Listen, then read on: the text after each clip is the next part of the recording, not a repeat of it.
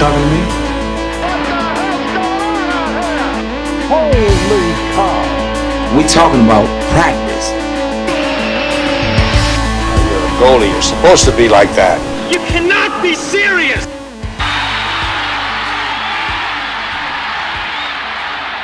You choked. It was yours for the taking, and you choked.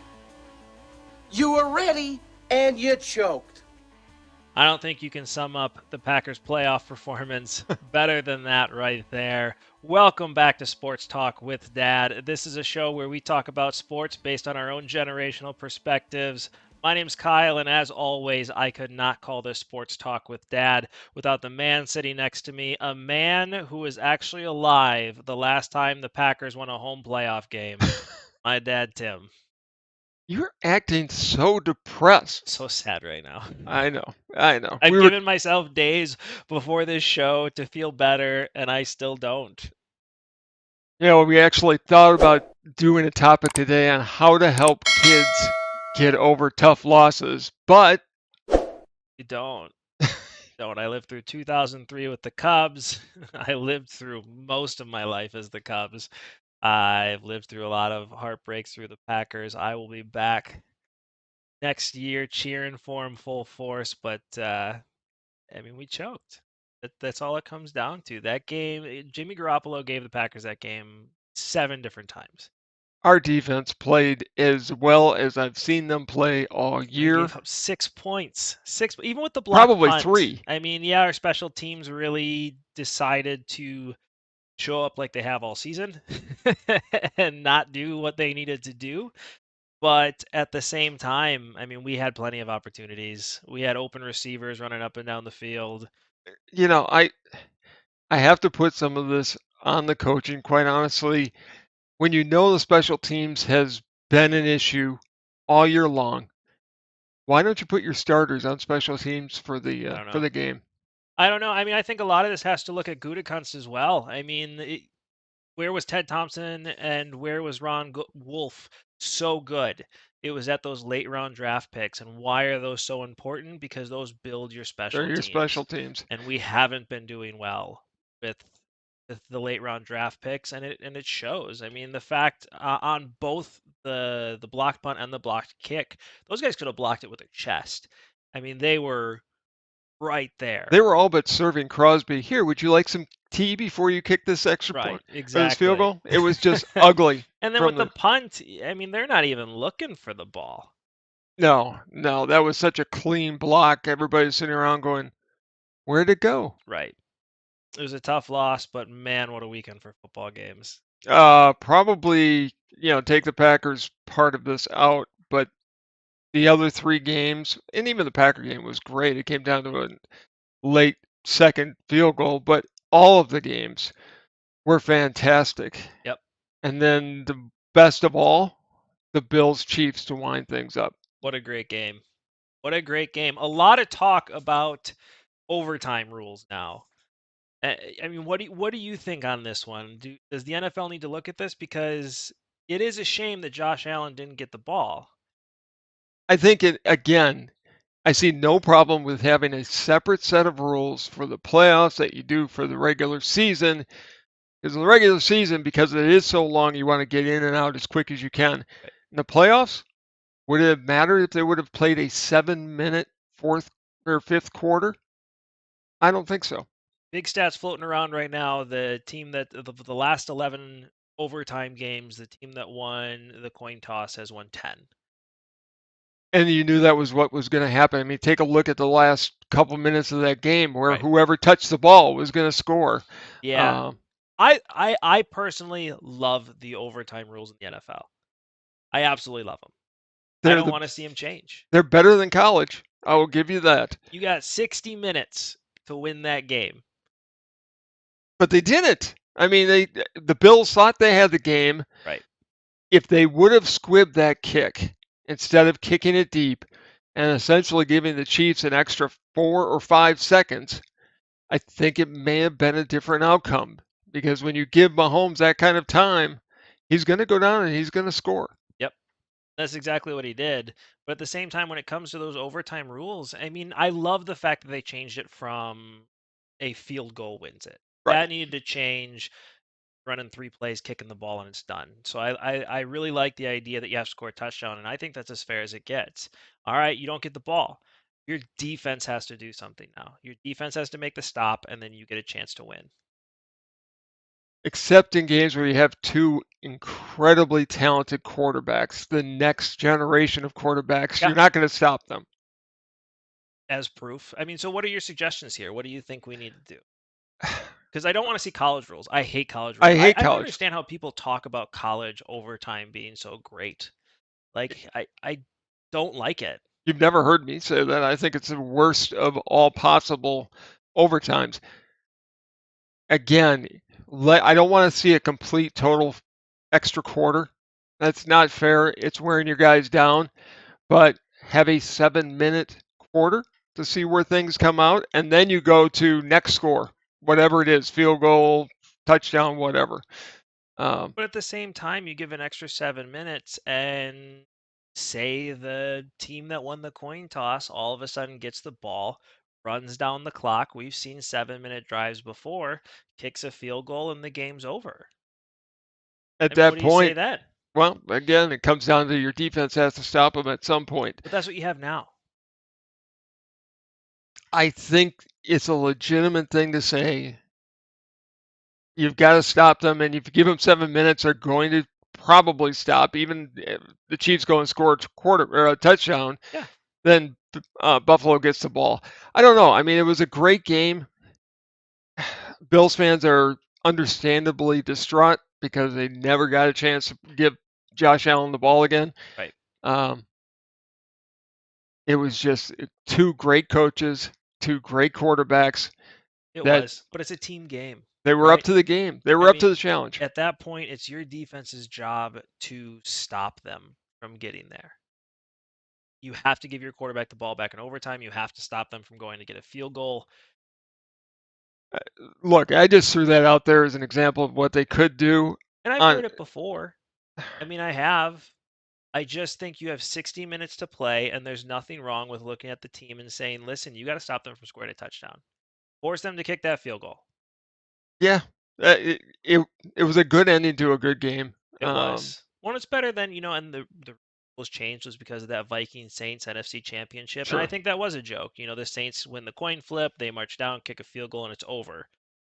Hated that. I love the new change where it's like, listen, if you kick a field goal, the other team gets a shot. Mm-hmm. If you score a touchdown, game's over. Game's over. I mean, you can get down to the half-yard line. And if you don't score that touchdown, the other offense gets a chance to win. Then it's next score wins. Defensive turnover, anything like that. Next score wins. I think what that game proved was whoever won that game, whether it be the Bills or the Chiefs, we're going to come in, and I think they're going to win this weekend, and they're going to beat Cincinnati to go to the Super Bowl. You think? Yeah. I don't think it's the next why can't I think of the name? Well, it's the next big quarterback coming up, and Joe Burrow was fantastic. So cool. That's what I couldn't think of. I don't think he can go into Cincinnati. I think his magic ride for this season going to Kansas City. Yeah, nobody's going to go into Kansas City and win that game, and I don't think he could have went to Buffalo and won the game. Problem with the Cincinnati's that offensive line. It has been all season. It's really been their Achilles heel. I mean, Joe Burrow was sacked 9 times last week. 9 times? 9 times. Kansas City. And they still won the game. When's the last time you've seen a quarterback get sacked that many times and win a ball game? I can't remember the last time. I just think Andy Reid and Patrick Mahomes is going to be the difference in the game. Yeah. Reid's going to have his team ready to go. And I don't think at this point Burrow's got enough weapons to overcome that. He's got Jamar Chase. He's got Higgins sitting out there who's been catching everything in sight.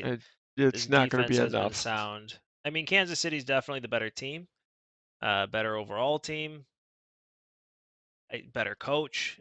I mean, at this point, I think Kansas City's going to pull it off as well, but I'd love to see Joe Burrow go. Well, he will go for it. I think he's going to have a great game. I think it's going to come down to the end that Cincinnati or that Kansas City just has too many weapons for Cincinnati. They do. They got hot at the right time. I mean, these are two They teams did. that got super hot at the right time. As did the Rams, who went into Tampa Bay, and we predicted that one, by the way. We did. We got that game right. I did not predict that Tampa Bay was going to come Oh. back from 27-3. We almost saw a repeat of the Falcons-Patriots Super Bowl. That was with Tom Brady. insane. That was insane. I mean, when that game was in complete control for the Rams from the minute the game started, and it comes down to the fourth quarter. Then they changed their play calling. They I don't understand why coaches do that. what? Take their foot off the gas? You have what's working for you. Mhm. All they had to do was keep doing what they were doing, keep scoring. Matt Stafford at the end of that game proved, you put the ball in my hands, I'll drive it down the field and win.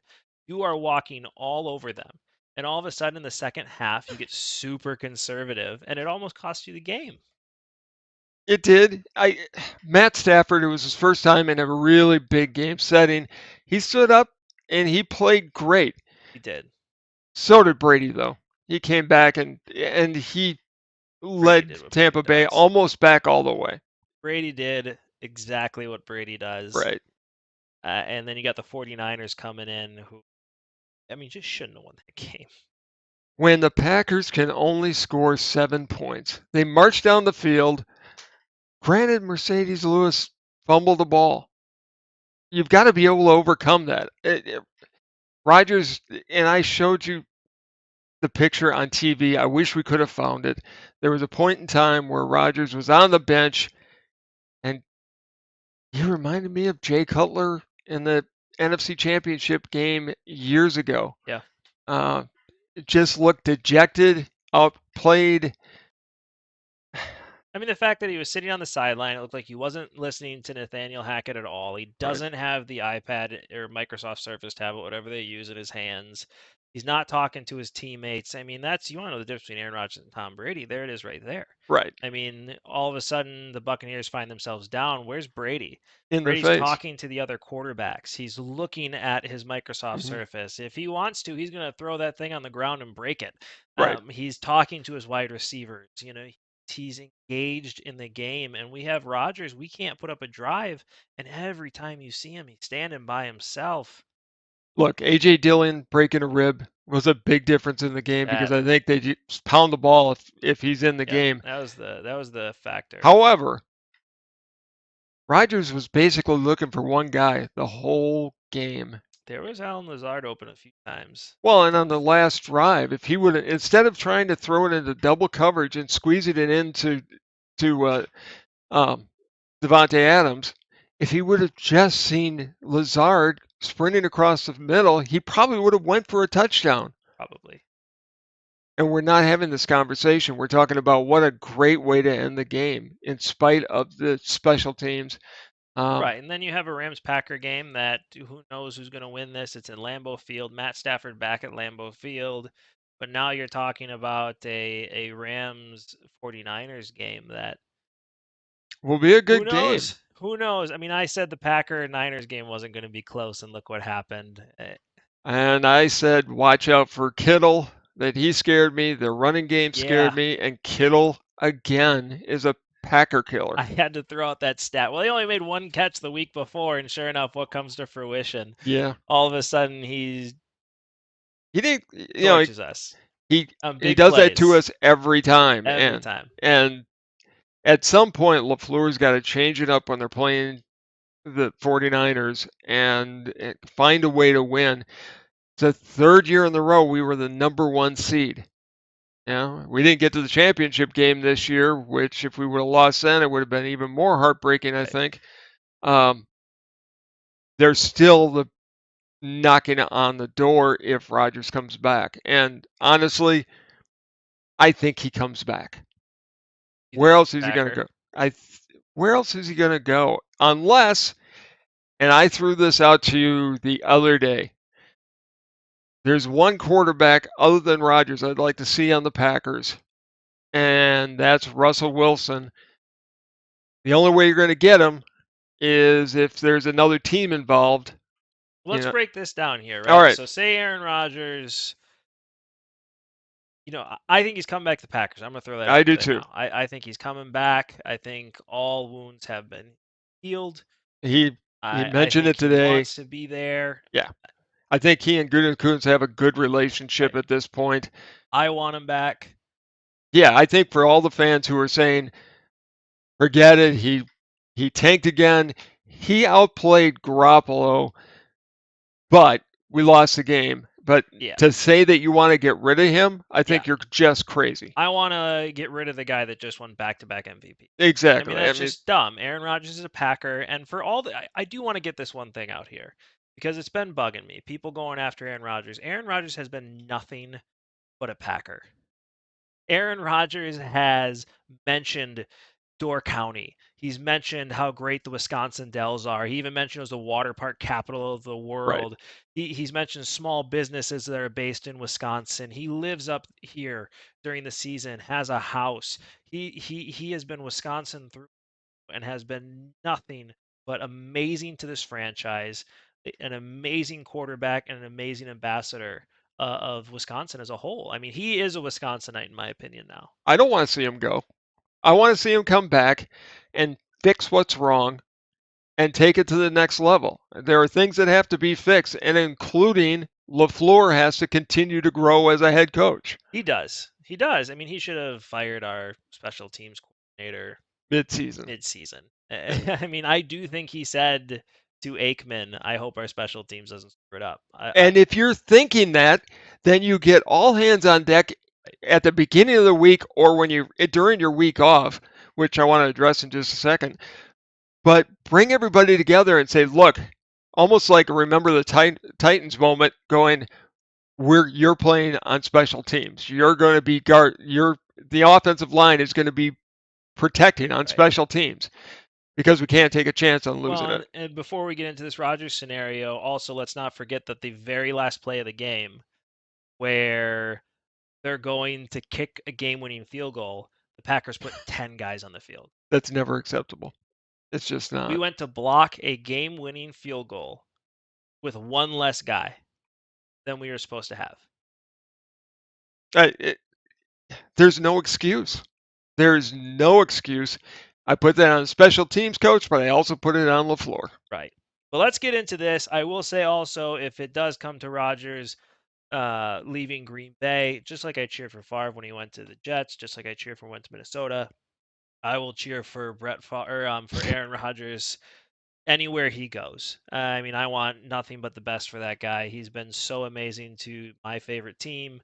I want nothing but the best. But let's throw out a situation where all parties win, because you did come up with this. You brought this up, and I think it's one way where every team is happy. I think it's the only way every team is happy, and it's the only way where the Packers can continue along the trek they're going right now, where they remain a vital, competitive team for another several years. So, Rodgers wants to go to Denver. He's been courted by them. They want him desperately. Correct. They just signed their top two receivers to long-term deals. Jordan Love is not the answer. I think we all agree with that. We've seen what happens when he he's plays. A great guy. I don't want to see him as a starting quarterback for the Green Bay Packers. No, because then we're going back to Scott Hunter in 1972, and we're going into 20 years of just bad Packer teams. I don't want to see that. So my suggestion was Rodgers does go to Denver. However, instead of giving us the draft picks, make it a 3-team deal where you give those draft picks, at least some of them, to Seattle. Seattle then trades Russell Wilson to the Packers, where he's already beloved in the state with what he did as a Badger. And so you've got a 3-team deal. I think everybody wins in that scenario, and I think Russell Wilson would be a guy who come in where Devontae Adams doesn't want to leave now because he's going to have another Hall of Famer thrown to him. Right. I think it's not just a bad discussion. It was a discussion that was happening in November, right? I mean, it was brought up, but this is a situation where it could work. I mean, either way, Russell Wilson and Aaron Rodgers are going to have to restructure their deals. Sure. Aaron Rodgers is $46 million against the cap. Russell Wilson's $37 million against the cap. But Denver has $40 million in cap room. The Seattle Seahawks have upwards of, I think they have $42 million in cap room. Where Packers are negative 40 in cap room Right. right Right. now. So they got some work to do. So Wilson would have to restructure. And he would, And but he'd have to change his number. He can't be number 3 in Green Bay. no, Tony Canadale's family's not going to let him wear number 3, No, but nor that's should fine. he. You shouldn't bring numbers down from the rafters. No. But whatever, you can go back to 16 like you were in college. It's an interesting concept because you can make it work. Because Denver gets Aaron Rodgers, right? That's who they wanted. There he is. Packers aren't going to have to play them. Right. All of a sudden, Seattle gets to do a rebuild. Mm-hmm. I mean, which they're doing anyways. I mean, with or without Russell Wilson, Seattle is going to have to rebuild. In a lot of ways, the Seahawks are where the Packers were early last spring. It looked like, okay, it's just ran its course. Russell Wilson's not getting along with Pete Carroll. Pete Carroll is at the end of his string as a head coach. Is older than you, boggles. Yeah, he is. I think bringing Russell Wilson, if it happens, and I don't want Rodgers to leave, right? But if he's going to leave, right, see if you can work a deal to bring in somebody who already is beloved in Wisconsin, who would revitalize the team. Right. You can restructure his deal, and then we have a whole different ball game. And then I think you might see a Denver-Green Bay Super Bowl. Good. It very easily could happen. Good. It makes sense for Denver. I mean, it's that they were in the conversations last year trading for Aaron Rodgers. They were offering several draft picks. I think it works. I think the cap space could work. The only thing that would have to happen would be, some sort of sign-in trade with Seattle, NBA style. Yeah. Because he would have, because we can't take on that cap. No, we can, and that's the other thing. I mean, if Seattle's going to have to agree that, yeah, it's our time with Russell Wilson is over with, we'll retire his number after everything is done. You could even send Jordan Love off to Seattle at that point. I don't think Seattle wants Jordan Love. But it would make sense. It's got to be part of the deal. All of a sudden, we're not going to use him anymore. Russell Wilson's going to be here for the long haul. At that point, we're going to, the Packers are going to sign him, whatever, a 6-year extension. I know it's unlikely, and it's out of the box, but I want to see the Packers think of an out-of-the-box solution if we're going to lose Rodgers. Don't get just draft picks back. Bring in a quarterback who can actually keep us at the level we've been playing. The one thing I've said this to you before, the fact that we only have 2 Super Bowls when we went from Favre to Rodgers is almost criminal. How does an organization have quarterbacks of that caliber and we only get to the promised land twice? It just, and they got to another Super Bowl, which we've talked about. If Holmgren is having good conversations with Wolf, we win that game because Holmgren is going to be there at that point. But we do, and since 2008, the Packers have been to 6 NFC championships and won one of them. And how many home games have we lost? I mean, really, since that second Super Bowl Favre went to, I don't even know what the Packers record is at home, but it's not pretty. It's not pretty, and the frozen tundra of Lambeau Field is not the pit that it used to be or should be. We had Packer weather last week, and it was cold, but Rodgers didn't see the field the way he normally does. I mean, did he outplay statistically Garoppolo? Yes, but he wasn't seeing the field. He wasn't looking for second and third options down the field. Yes, if our backup tight end catches the ball at the 50, but you've got to be able to overcome a couple drop balls. And you can't just keep going to one receiver. I mean, that was almost like Favre back in his very early days when he threw to Sterling Sharp almost exclusively. Correct. Rodgers is better than that. He's got to look at somebody other than Devontae Adams. As much as it was beautiful early in the game, when you've got Lazard wide open, you've got to throw him the ball. You just do. But I'm going to give credit to San Francisco. They knew our special teams was a weakness, and they stepped up. They did. I think it'll be interesting.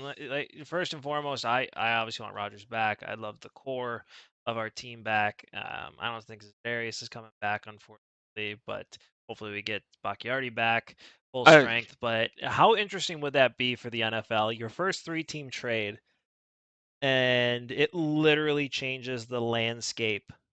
I mean, change it. What has Rodgers always said he wanted to do? I want to change the game forever, Well, this would right? do it. That would change everything forever. I do think Rodgers loves Green Bay. I think he wants to come back. I think it's a place where he knows he can win. But if he doesn't want to play here anymore, that's fine. Everything runs its course. He's been here for 17 years. Every once in a while we all want to go someplace else, Sure. right? But bringing in Russell Wilson where he's not happy, giving Matt LaFleur Russell Wilson, Wow. and then all of a sudden you have the Broncos who don't have a head coach right now. Right. Which means Rodgers finds himself very much in a Tom Brady situation where Tom Brady pretty much handpicked Bruce Arians. Except that I think Denver, and Rodgers today said he was going to let the Packers know certainly before free agencies. Well, And he'll let them know, I'm thinking mid-February, because he wants to give Devontae Adams time to make his decisions. Right. He's very conscious. And again, another reason I love Aaron Rodgers so much is because he is aware of how his decision affects other players on his team. He understands how it affects the organization, and he's going to give ample time to everybody to let them know. But yeah, say he comes to one of the things he said too. He says, "I know that the team has to make their decisions. So either he's going to say, "Hey, I'm done. I'm walking away from the game," which is fine, or he comes in and says, "Listen, I still want to play. I got to go someplace else." And all of a sudden, you have a situation where another Wisconsin superstar did the same thing for their team, and Kareem Abdul-Jabbar, Sure. who went to the Bucks and said, I'm leaving. "I don't want to be here anymore. Get what you can for me." Right. And they actually got enough to rebuild that team so they were competitive when they could have been a disaster. Correct. Um, Correct. And I don't see any other way that all parties could win. All of a sudden, you got Russell Wilson, like you said, back in the state of Wisconsin, green gold. Seattle.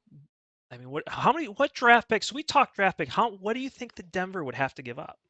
I think we're looking to 3 to 4 first-round picks in a couple seconds. Because the Packers don't give up anything. No, they don't give up anything unless it's a reigning 2-time MVP. Unless they're going to look to flop positions with somebody. I mean, from Seattle's point of view, wouldn't you rather have Denver's picks than Green Bay's? 100%. So, and that's why they'd be interested in it. I know this is outside of the box, but when you're talking to your kids, start looking for other ways to make a positive. Is it that far outside the box? I don't know if it isn't. I just think Denver it makes gives sense. up what, 3 first-round picks? The rumor last year was San Francisco offered the Packers 4 for Rodgers.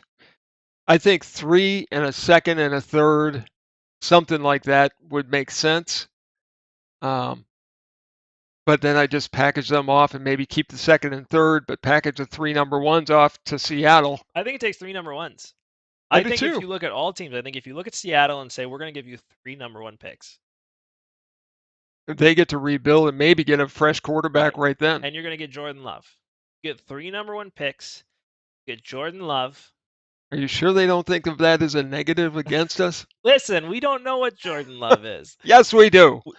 I don't think he's a starter for the Green Bay Packers. I don't want to see Jordan Love as a starter for Green Bay Packers, but maybe he'll do well elsewhere. But either way, it's the same thing with the Lions, right? Is Goff your answer? And honestly, I think he is the answer for the Lions for a long time now. But it was the same conversation there, right? Here's a quarterback that's you can use for the time being while you build up the rest of your team. And Seattle, the same thing. Here's a quarterback that you can use for a couple of years while you build up the rest of your team, and then go after somebody that's going to change your franchise forever. 3 first-round picks is going to do that. Well, and Seattle is Pete Carroll's a defensive-minded coach, so this lets him rebuild his defense. Correct. It gives him a chance to start with another young quarterback. Correct. You're taking $37 million off the cap all of a sudden, right? Which all of a sudden you go from having $42 million in cap space to $70 million in cap space. and 2 first-round picks the next 3 years.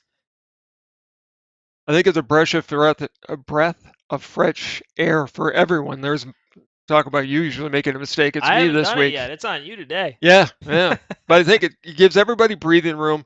It kind of puts a fresh face on each of the franchises. If Rodgers does decide to go, I hope the Packers think outside the box and try to get a really big name quarterback in. It's an amazing concept. I love it. Again, the Packers are going to have to do a lot with cap. You're going to have to completely restructure Russell Wilson. You're going to have to completely restructure Devontae Adams if he's going to stay, and I hope he does. I think that's what you could do, though, to get Adams to stay. I do too. Because you can tag him anyways, but that tag is going to be $20 million against the cap. And that tag's just going to anger him. No player wants to be the franchise tag. No matter how much money you're going to make, it's a bad thing all the way around. Well, look what happened with Earl Thomas. He gets tagged after winning a long-term deal, and then all of a sudden breaks his leg in the 5th game because he comes back not wanting to let his teammates down. Yeah. The Packers still have the core of an incredible team. I'm worried about Bakhtiari. I think there might be a long-term injury he never comes back from. I'm with you. I mean, for him to play in week 18 and then get another week off and not be able to come back, I don't know if he recovers. It's going to be tough. Something is drastically wrong. Yep. He tried in Detroit and then couldn't go again 2 weeks later. Dylan will be back next year. Jones will be back. Just a broken rib. We're in good shape. Mercedes Lewis will probably be back because he's going to play until he's 86. Probably. It's just a mountain of the man, and Tunyon's going to be back next year as well. So we've got a core of great players. He's an unrestricted free agent. I think he'll come back. $1 million a year is probably what he's going to get in the market. I don't think he does. We've got to address the tight end position. We've got to have other players. Right. So it's going to be interesting to see what they do. I think that the idea of a trade for Russell Wilson is a thing that's so crazy. It just might work. The math is there. It makes sense. The only thing that would hold it up would be Russell Wilson would have to restructure his contract as soon as he got to Green Bay. He's going to have to do it in Seattle anyways. That's just part of the modern day. I mean, he's not. We've NFL with him football. On the cap, they have $40 million in space. I mean, he wouldn't have to restructure, but he doesn't want to be there. Yeah, he's down there. They're not winning. I mean, I think Wilson would love to come back to Wisconsin. He knows he's beloved here. But, we've got time to tell. First things first, I hope we see Rodgers coming back. Has this been cathartic for you? I mean, I'm still not happy. Sunday morning still, I didn't want to talk about sports anymore. I didn't want to come back. I was and yet we upset. did. And yet we did. But this is where the fun part in sports comes in, right? The Packers don't move on. It is what it is. There's still a lot of good football left. I'd love to see Matthew Stafford go off and do something special. I really like him as a quarterback. I have the whole time he was in Detroit. I think a lot of Lions fans they're rooting for him. Are Rams fans right now. Oh, I think so too. We'll talk about the playoffs before the game's coming up. We have a fun video we're looking at doing going forward, but as you can expect from us, it's going to be a little out of the ordinary how we make our picks. It is, as but you it'll have be said fun. Many times today, out of the box. So we're going to be out of the box and into a very cold winter air around here. But the Packers lost. Life goes on. We've got a lot of good football. There's a lot of good football. Hopefully, we're going to have baseball coming up. If not, we still have a lot of basketball. There's hockey to talk about. We've got a lot of things going on. This is a time where you get sad, you get over it, you realize it's better to be a Packer fan than a Viking fan. Always. And we'll go from there. You got it. Any last words before we head out? I think I've said them all. All right, perfect. Well, hey, thank you so much for joining us. Let us know in the comments below what you think about our Russell Wilson, Aaron Rodgers, and Bronco trade. I want to know, as I always say, I want to know what your dad thinks, what your son thinks, what your daughter thinks, your grandmother, grandfather. Again, you know how your family works. We want to know what they think. Let us know in the comments below. Any other topics you want us to talk about, again, let us know. And right here, don't forget to do this part, which is like and subscribe and hit that little bell notification so you don't miss any video we ever drop, so you can enjoy it as much as we enjoy making it. I want to thank you so much for joining us today, and we'll talk to you next time. This has been Sports Talk with Dad. Bye, everybody.